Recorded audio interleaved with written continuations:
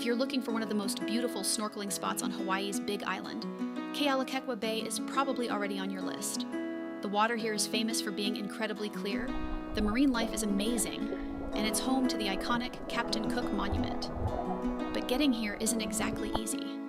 Unless you're willing to pay for one of the snorkeling boat tours, which can be quite expensive, your only real option is hiking down to the bay. Today, we're doing exactly that, and I'll show you everything you need to know before you go, from the challenging hike to the history, the snorkeling, and a few things nobody warned us about.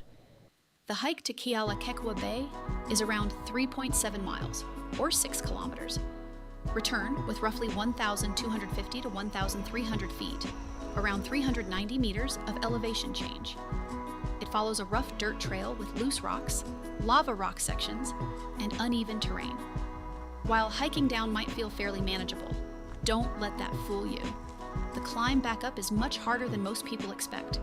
It's officially considered a challenging hike, and after doing it ourselves, we definitely agree. One thing that really surprised us was just how steep it becomes. Looking down from the top, it doesn't seem too bad, but once you're actually hiking back up in the Hawaiian heat, every section feels steeper than it looked. So bring plenty of water, more than you think you'll need. There's absolutely nowhere to refill once you're on the trail or down at the bay. One thing we loved along the way was seeing all the wild goats. There were loads of them wandering around the hillsides, and they seemed completely unfazed by all the hikers. They definitely became one of the unexpected highlights of the walk. Towards the end of the descent, the views become absolutely spectacular. As the trail opens up, you're treated to panoramic views over Kealakekua Bay and the Kona coastline stretching into the distance. It's easily one of the best viewpoints on this side of the island and makes the long hike feel worthwhile before you've even reached the water. Before jumping into the water, it's worth understanding why this place is so significant. The white obelisk you'll see on the shoreline is the Captain Cook Monument. It marks the approximate location where British explorer Captain James Cook was killed in 1779 after tensions escalated between his crew and native Hawaiians during his return visit to the bay. Interestingly, the original monument wasn't actually built here. An earlier memorial stood further north along the shoreline before the current monument was erected near the site associated with Cook's death. The white obelisk visitors see today dates from the 1870s and has become one of Hawaii's best-known landmarks. Whether you're interested in history or not, it's a fascinating place because of how much history and natural beauty come together in one location. Now, for the part everyone comes for, the snorkeling. The water here is honestly some of the clearest we saw anywhere on the Big Island. Visibility was incredible, especially around the main boat landing area. If you're entering from shore, we definitely recommend getting in near the concrete boat dock. It's by far the easiest access point and avoids the rougher, rocky edges of the bay.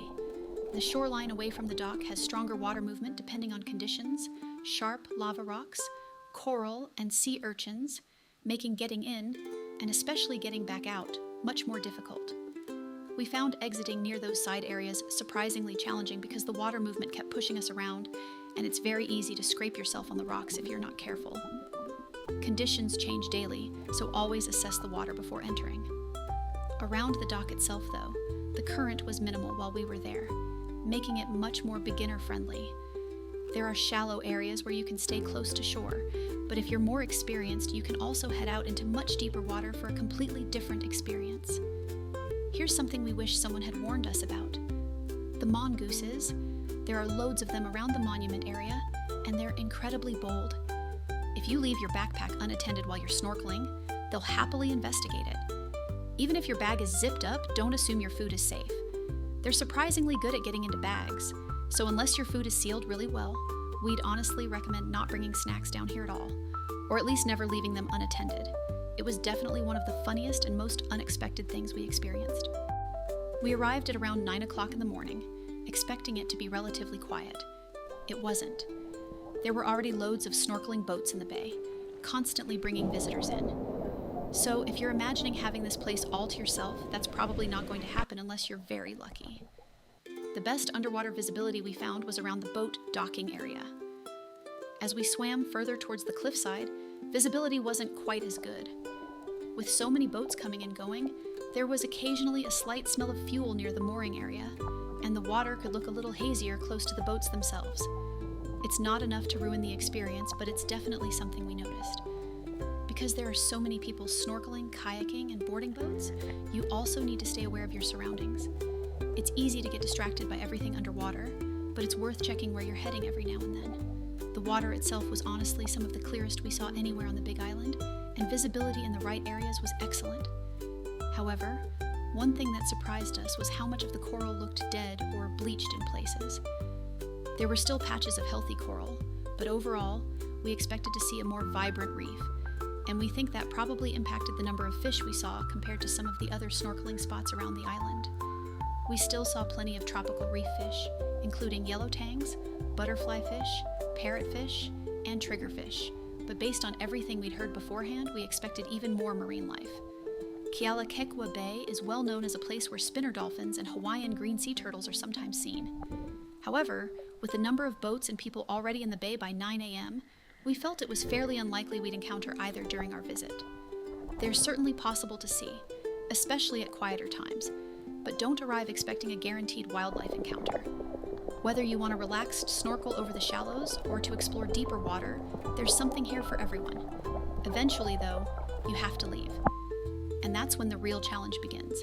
The climb back to the car park is genuinely tough. Remember all that elevation you lost on the way down? Now you're gaining every single meter back. The heat makes it even harder, especially in the middle of the day. Take your time, stop whenever you need to, and make sure you've saved enough water for the return journey. It feels much longer going uphill than it did coming down. So, is Kealakekua Bay worth the effort? Absolutely. Yes, the hike is demanding. Yes, you'll probably be exhausted on the way back. But the combination of incredible scenery, fascinating history, crystal clear water, and some of the best snorkeling on the Big Island makes it an unforgettable experience. Just come prepared. Bring plenty of water, wear proper hiking shoes, watch out for the resident mongooses, be careful when entering and exiting the water, and don't underestimate that climb back up. If you're happy to earn your snorkeling adventure instead of paying for a boat tour, this is one of the most rewarding days you can have on the Big Island.